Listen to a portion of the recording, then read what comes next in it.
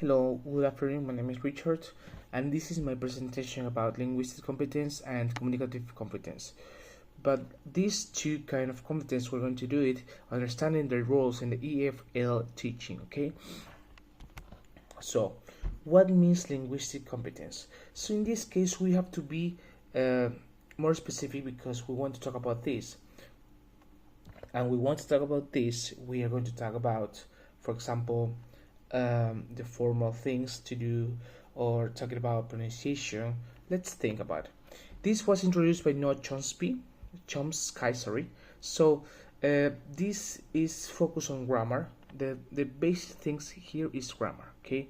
Syntax, vocabulary, lexicon, pronunciation, phonology, word formation, morphology. For example, she doesn't like apple. So that's incorrect. So now we're going to do the correct way. She doesn't like apple. So we have to avoid the S at the end of the verb, okay?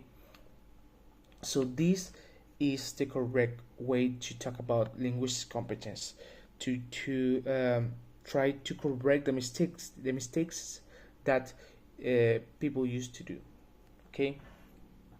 Basing on morphology, pronunciation, grammar, and vocabulary, okay? These basic things that we have to take care about it, okay?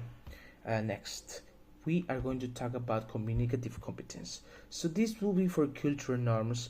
Also, in the summarizing all the things about communicative competence, we're going to talk about that this is going to prepare to the student to a real world outside, okay?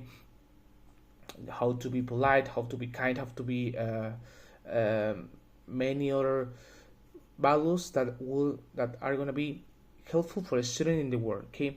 So this is what it was created or introduced by Del Hymes, is the ability of use language effectively and appropriately. So this includes linguistic competence, social linguistic competence, so this could be cultural norms, also discourse competence, coherence, and strategic competence. So this is what I talk about, the things that will help the student in the real world outside. For example, can I go to the bathroom? Can I take this? Can you borrow me a pencil? So things that will help to the student. The summarizing differences in this case could be that the linguistic competence is focused on the accuracy, and the other thing, the communicative, is focused on the appropriateness.